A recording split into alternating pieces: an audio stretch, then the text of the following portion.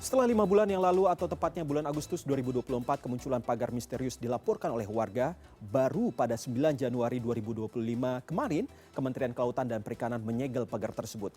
Bahkan selama kurun waktu 5 bulan itu, pagar yang membentang di 6 kecamatan tersebut justru semakin panjang. Penyegelan pun dianggap skeptis oleh warganet.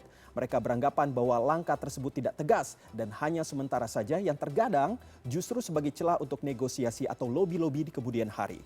Terkait hal ini, saya akan berbincang dengan pengamat dunia maritim, Kapten Marcelus Hakeng Jaya Wibawa. Halo, selamat malam, Kapten Marcel. Apa kabar ini?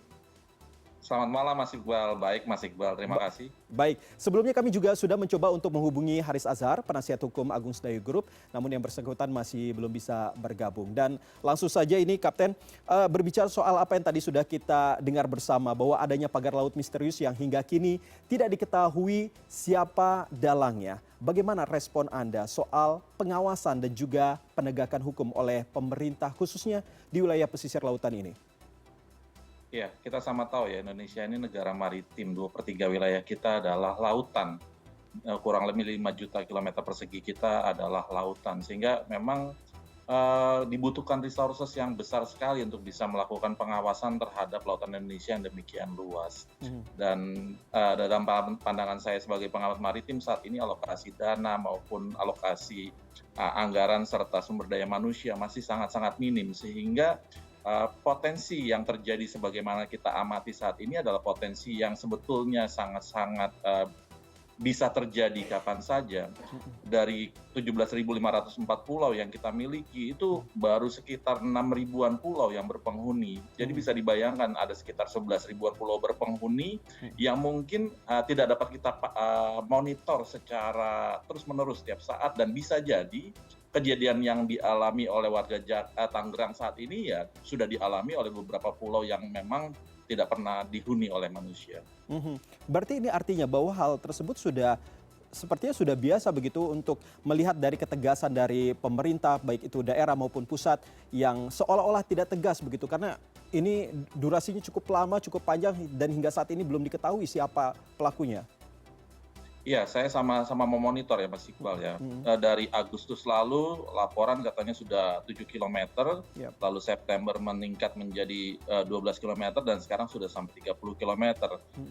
Memang kalau masyarakat menilai apakah kurang tegas, pemerintah saya menilainya justru karena adanya celah hukum, di mana saat ini di dunia maritim itu masih ada sekitar 24 aturan tumpang tindih, sehingga membuat aparat penegak hukum ya mungkin bingung mau menerapkan aturan yang mana ketika terjadi situasi pelanggaran yang dialami di wilayahnya. Nah, hal inilah yang sebetulnya kita sebagai bangsa maritim itu harus bisa menyadarinya dan mulai merubah pola pikir kita, sehingga ke depan situasi-situasi sejenis seperti ini tidak akan terjadi lagi. Mungkin kalau di daerah daratan situasi seperti ini mudah saja untuk bisa kita atasi ya, karena ada aturan-aturan yang sudah begitu banyak mengatur kehidupan masyarakat seperti izin mendirikan bangunan dan lain sebagainya. Tapi untuk wilayah lautan kita itu masih banyak ruang kosong yang akhirnya oleh para pihak dimanfaatkan untuk bisa melakukan kegiatan-kegiatan yang patut saya duga memang ilegal. Nah, selain itu Kapten, tadi juga sudah kita sampaikan terkait dengan bantahan dari dari pihak PIK begitu ya, dan disebutkan bahwa pagar tersebut adalah pembatas tanah warga yang memang kebetulan memiliki tanah di pesisir yang terkena abrasi. Ini menurut mereka.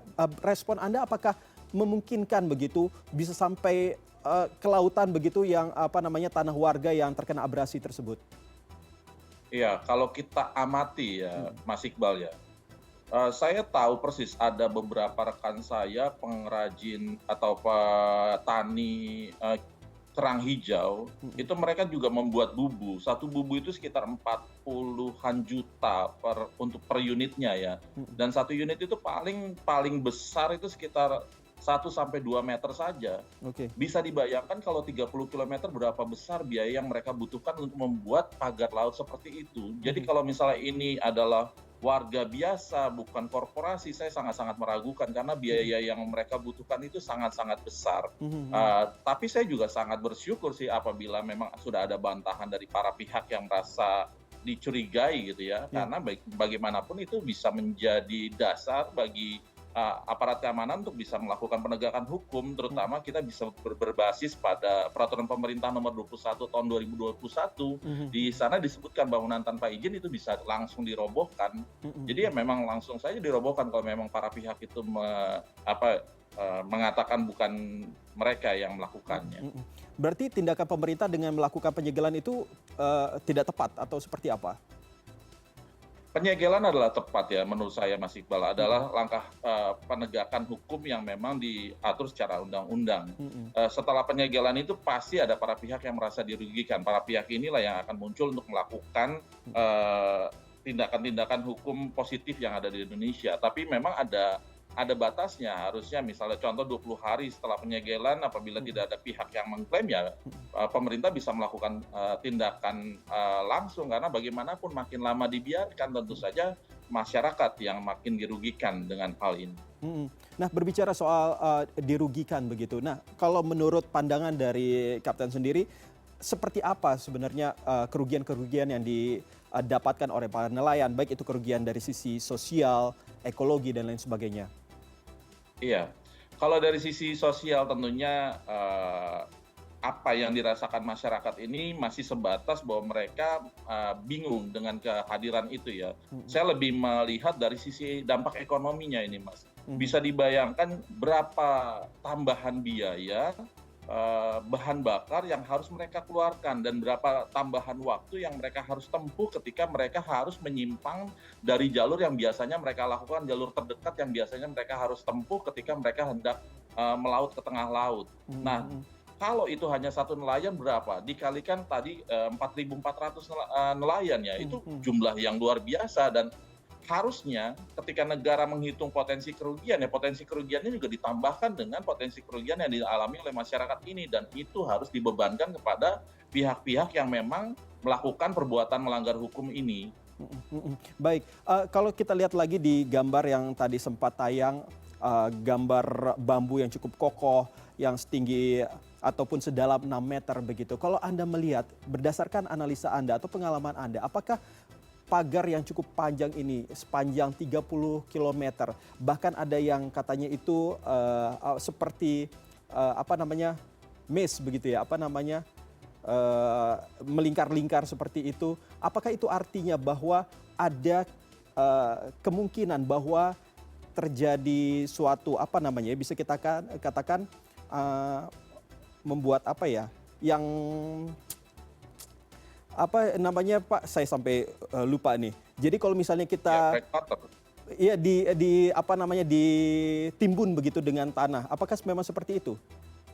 Iya, izin Mas Iqbal ya. Dalam pengamatan saya sebagai pelaku maritim, maka apa yang sedang diinisiasi oleh pihak ini adalah melakukan semacam membuat fondasi yang berbiaya ringan ya, untuk membuat breakwater, Mas. Atau pemecah ombak. Nah, breakwater atau pemecah ombak ini, kalau dalam pengamatan dan analisa saya ini tujuannya adalah guna mengurangi dampak cuaca buruk yang mungkin akan dialami oleh wilayah di dalam pemecah ombak ini. Nah, siapa wilayah yang dilindungi? Kegiatan apa di dalam bendungan atau pemecah ombak ini sehingga istilahnya mereka mau mengeluarkan biaya begitu besar, itu yang patut kita kaji lagi. Karena bagaimanapun tadi dikatakan memang Agung Sedayu atau PIK sudah mengatakan mereka tidak melakukan itu ya. Dalam pandangan saya, dalam pemahaman saya, ini hanya tahapan awal, Mas Iqbal. Selanjutnya mereka akan menaruh semacam semen yang sudah mereka bentuk untuk kemudian ditaruh di sana, untuk kemudian nanti akan menjadi suatu bendungan atau semacam breakwater atau pemecah ombak, agar supaya ketika cuaca buruk itu tidak akan memiliki dampak signifikan bagi wilayah di dalamnya, Mas. Kurang lebih demikian. Oke, bukan berarti itu akan nantinya ditimbun, lalu akan dijadikan daratan, lalu dibangun bangunan sesuatu, itu mungkin nggak akan ke arah sana?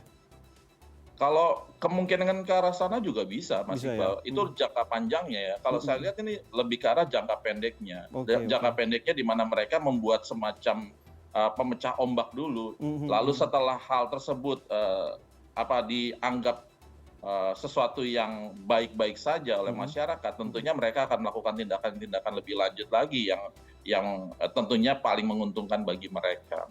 Nah, ini yang penting untuk kita bisa sadari bersama bahwa Mhm. Indonesia adalah negara hukum. Iya.